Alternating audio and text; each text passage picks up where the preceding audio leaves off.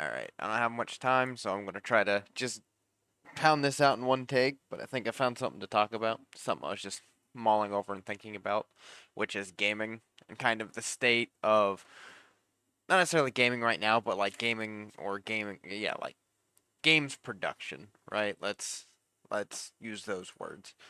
And it's like how hold on, my brain just gone. Um, Essentially the pricing of games right now.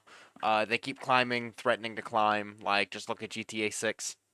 They're talking that it might be $100 or $150 or however fucking much for that. Plus, on top of that, the console prices keep going up for whatever reason.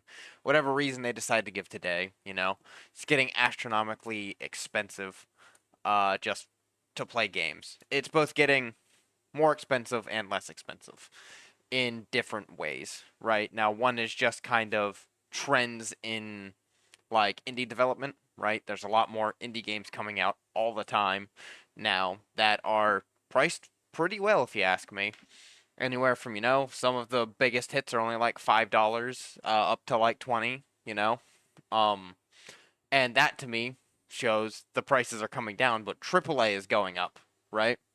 Um, and that's kind of what I want to talk about. How I see the future of gaming. Well, not necessarily how I see the future of it, but how I want it to go. And this is going to be a hot topic, right? This is going to be controversial, and there's going to be a lot of different opinions, but this is just simply mine, right? Mine is I kind of like where it's at and where it's headed, right? I don't like the price of consoles increasing, I'll tell you that much, because they're supposed to be the budget friendly, get people able to play games, right? I don't like seeing them at $600, $700, however much money, right? Even like look at the fucking like not the Steam Deck. What is it? It's like the Microsoft branded Steam Deck, I'm pretty sure, and that's like $1,000. That to me is outrageous. The fucking 3DS was only ever like 250 or 300 or some shit like that. Like ridiculous to me. However, that I don't like. I don't like to see the consoles increasing in price. At this point, build a budget PC. A budget PC is like you can build one for $1,000 and it's not going to be bad, right? Because PC components aren't getting that much better year over year, and for $1,000, like this wasn't 10 years ago, right? $1,000 10 years ago got you essentially dog shit, right? Nowadays, $1,000 can get you the top tier from 5 years ago, which is outrageous. Now, I'm also what's the word? Exaggerating a bit there, but it's more accurate than I would like it, or not even that I would like it to be. It's more accurate than some people would lead you to believe.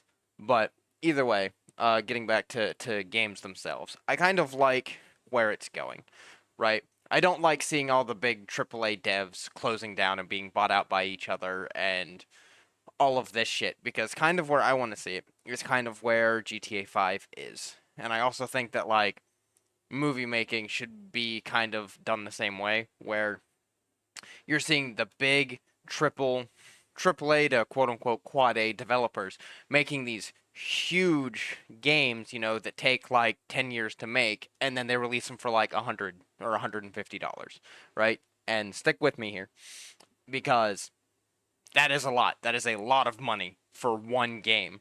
But if you have like 20 AAA studios all releasing games of that caliber, those games need to be worth that price. This fucking shovelware that they've been releasing for the past 5 years, maybe even longer, between 5 and 10 years, is not acceptable. You cannot release a game in these states for $100, $150. They need to be smooth, polished. I'm hoping GTA 6 could be the precedent, right? To where it is released and it is perfect right out of the box. That is what I'm hoping for. I don't think it's going to happen, but that's what I'm hoping for. If they release it for $100 or $150 for base edition, but it is polished, clean, and literally perfect straight out of the box. Very few bugs. There's not like a hot patch, day one or whatever. That's the kind of precedent I want for AAA, right? To where there are very few of those games coming out, but they need to be exquisite, right? And then those games, like they might only last, like most games, even at that like price range or that caliber, typically only last 40 to 60 hours, something like that, unless you're doing new game plus plus plus plus. But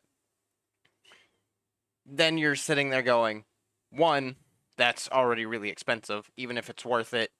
People have to save, people have to really budget for that. And to me, I look at that and I go, that's okay because those are luxury items, right?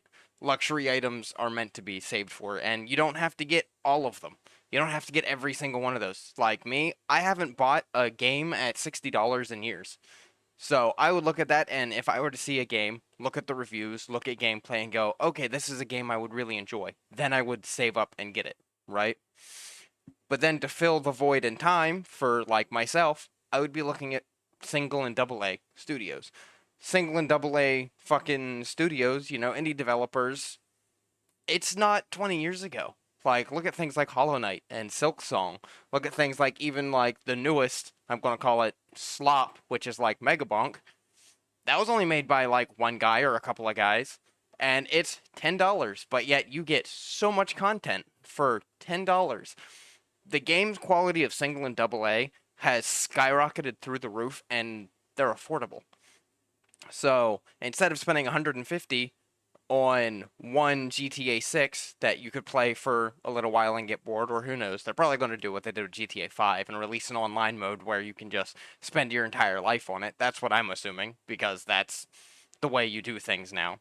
Um, but I kind of want to see that continue to where you get your good affordable games, but you're not going to get the super high graphic fidelity or the super, how do I say it? You're not going to get everything in one package for, $10, right? But you can buy a bunch of these $10 games to fill the space in between the $150 games, or you could be like me and probably just never buy those games because you don't need them, right? I'm not trying to keep up with the Joneses. I don't care about the Joneses, right? They can go do whatever they're doing, play their GTA 6 and their Skyrim 12 or whatever for $150 a piece, and I would just be all like, that's cool. I got Megabonk. I'm having a good time. Or, uh, I've been playing Smite for 15 years now. Probably, yeah, for 15 years now. I'll just go play that some more. I don't have to spend any money on that, you know? And it's one of those, I think a lot of the modern day problems is everyone just trying to keep up with the Joneses. It's this is the newest release, I have to go play that release. And because of that, people are spending a lot of money. And it's one of those, and I know why it's a hot button issue, right? Because people want to play games. They want to play the new games. They want to experience the stuff with one another, right? But also at the same time, whenever it comes to games, like I said, I haven't bought like a 60, 70, $80 game in years. And most of the time, I enjoy them by watching someone else play them. Like that's what YouTube and Twitch is now. To me, that fills the void of any of these games that I don't get to experience. I still get to experience them, just not in the same way. And personally, I'm okay with that because I don't want to spend that kind of money all the time. Um, I'd rather just stick with my couple dollar games and maybe go play with some friends on one of those games instead of go and experience the new Skyrim 15. Um, but those are just kind of my thoughts right now. I think that I have more thoughts, but I'm getting scramble brained and starting to talk in circles. So I'm just gonna stop this here and I guess see ya.